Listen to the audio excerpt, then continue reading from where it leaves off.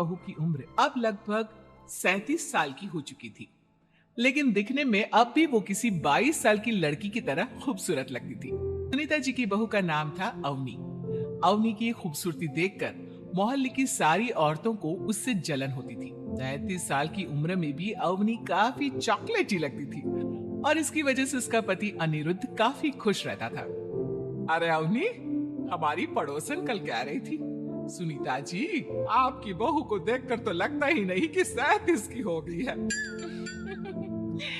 हो सकता है मम्मी जी उनकी बहू 27 साल की उम्र में भी 37 की लगने लगी है, इसीलिए बेचारी को आपसे जलन हो रही होगी।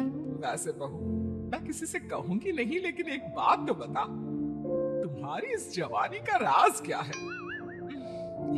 क्या बताऊं मम्मी जी, आप तो जानती ही हैं, मेरे पापा की चॉकलेट की दुकान थी। मुझे बचपन से ही ना चॉकलेट खाने का बड़ा शौक था। और एक बात बताऊं, मैंने अपने बेडरूम में एक बड़े से बॉक्स में बहुत सारी चॉकलेट रखी है और रोज कम से कम 4 चॉकलेट खाती हूँ।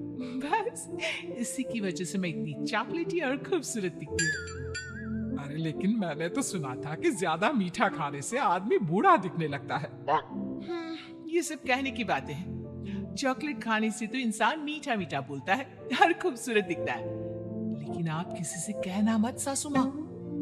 अगले दिन जब सुनीता जी अपने पड़ोस की औरत से मिलती है तो उनकी पड़ोसन फिर से वही सवाल करती है।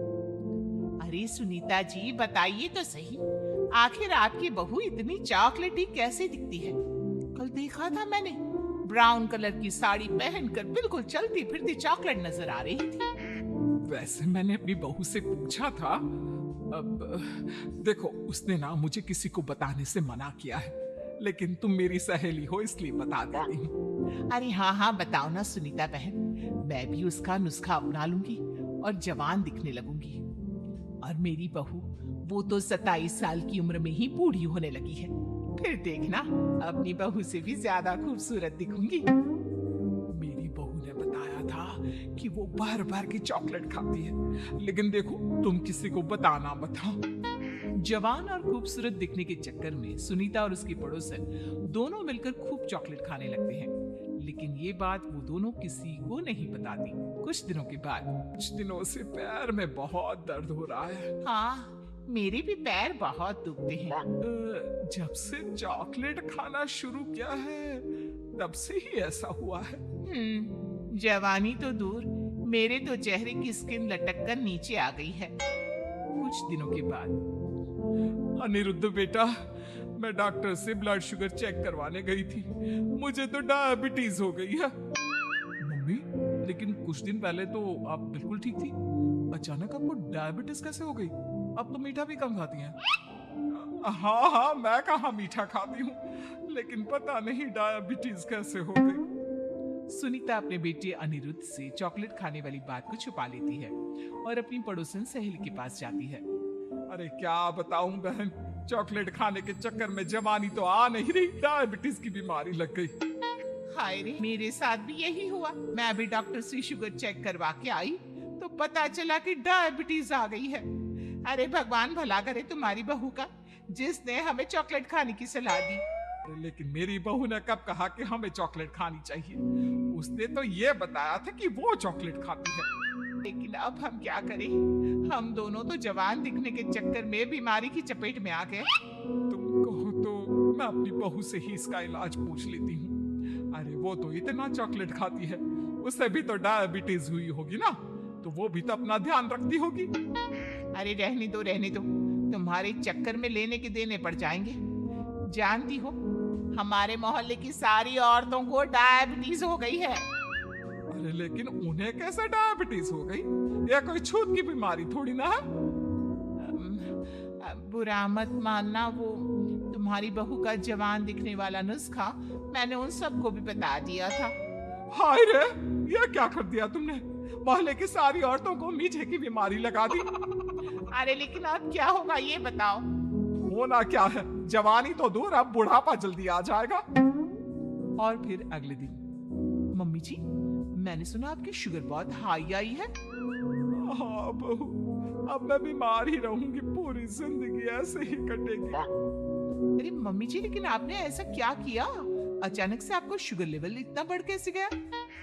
वो क्या है ना बहू, तुम इतनी चॉकलेटी दिखती हो, इतनी सारी चॉकलेट खाती हो, तो मुझे लगा मैं भी छुप छुप के चॉकलेट खाना शुरू कर देती हूँ ताकि जवान हो जाऊंगी, और इसी चक्कर में मुझे डायबिटीज हो गई।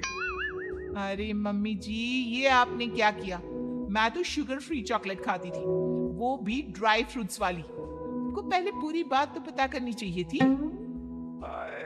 ये मैंने क्या कर दिया?